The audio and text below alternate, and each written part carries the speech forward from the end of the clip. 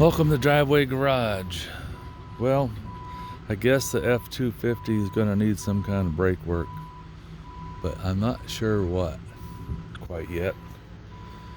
So, in preparation for this, I jacked up the rear end right in the center, and then I put jack stands on both sides, made sure my wheels had about 1 inch of clearance on each side from the ground, and I put a couple of brake chocks or wheel chocks on the front, make sure that it doesn't roll forward on me. I started it and put it in gear. Well, actually, yeah, I put it in gear. I was checking for a vibration because it seems like when you're driving down the road there's a little bit of a vibration, but I don't know if it's the tires or what it is, but I was just trying to see if I had a bad wheel bearing, something like that. I haven't got the front end up yet. These tires are just about worthless. I delivered some firewood yesterday and could hardly go up a little hill. They were just spinning. Anyway, when I hit the brakes, this wheel just kept spinning. So I ended up, I took a little piece of plastic pipe, put it in here and jammed it in against the seat. This is the piece of plastic pipe that I used. I jammed it in against the brake and it wouldn't stop them. Well, at least this one. The other one stopped just fine.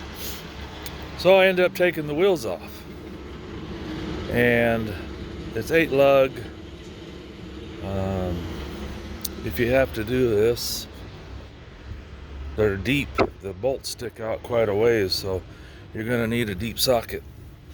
Let's see what size it is. 1 1/16. But because they're so, well, you can see how long they are. They stick out quite a ways. My other regular ones wouldn't work.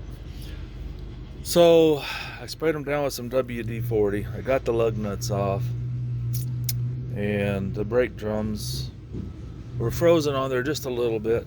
The other one, not too bad. This one's a little more stubborn. I just took this 2-pound hammer, and when the wheel was up on here, I just tapped on the back of it and rotated it. I had it in neutral at that time. I just kept tapping on it, and finally it came loose, and then I just pulled it off. Fortunately, it didn't wear a groove in here where it was hung up on the brake shoes. I had my wife come out, and when she pushed on the brake, this one would move a little bit, but this one wasn't moving. And I'm not sure if that's right or wrong, because maybe this was supposed to stop and then it puts pressure out the other side. I don't know if it's supposed to put pressure out both sides equally or not. I'm trying to research that. But my plan is to rebuild the calipers, because on the other side, when you push on the brakes, this, what is it called? Cylinder, not caliper. This wheel cylinder is like a hydraulic. It pushes this bar out on both sides, which engages your brake. The other side is not moving at all. And I was trying to loosen the brake lines to see if I could get a little brake fluid to come out. Oh great, it's starting to sprinkle. That's not so good. So on the back side of here, see if you can get a look at it. I loosened the bleeder valve, which is this top one. I got it loose. And I pumped on the brakes, nothing came out. I had my wife pump on the brakes, nothing came out. I tried to get this brake line off because I thought, well, maybe it has something to do with the wheel cylinder, but I can't get that loose. So I'm just going to keep spraying it with WD-40, see if it'll loosen up. There's also a connector under here. Ouch, banged my head. It goes from one side to the other. I'm trying to get one of those off, but this mostly this one, because I want to see if the brake fluid is coming this direction, or if it's possible it's plugged up there.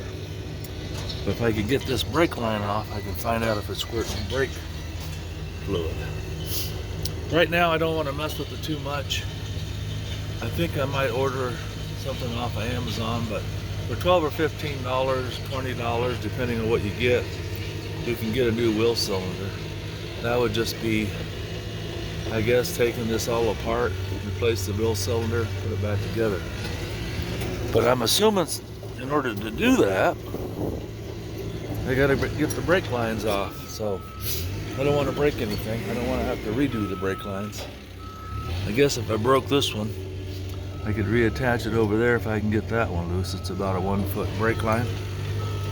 We'll see. Right now I think I'm just going to put it back together. I still haven't figured out the vibration, but I do know this brake's not working at all. So it's probably not the safest thing in the world.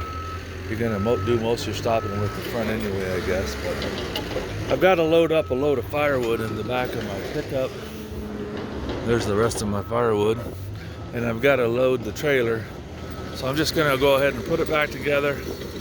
Worry about it another day when I don't have to go deliver firewood.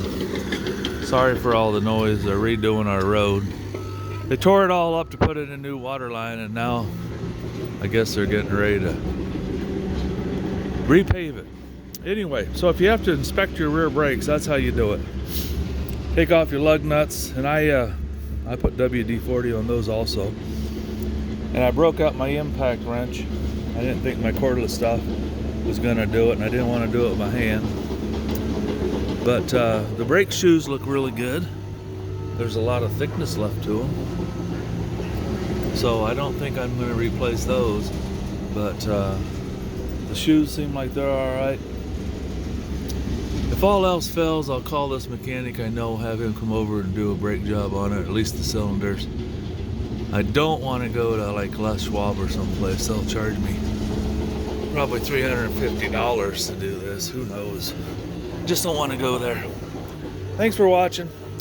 I also, while I'm talking about it, oh, I got the hood shut. I also tried to get the brake line off of the master cylinder to see if it was squirting brake juice out there, and it's froze up, and I don't want to break it off either. So now I'm just going to put it back together, and I'll make a brake video on it on another day. Thanks for watching.